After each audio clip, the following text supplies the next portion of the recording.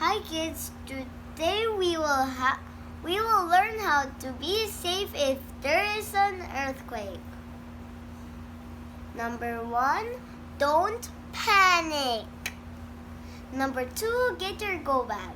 Number 3, do the duck, cover and hold.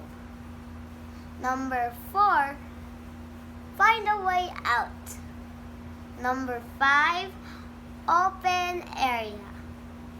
Number 6, go to the evacuation area and keep safe.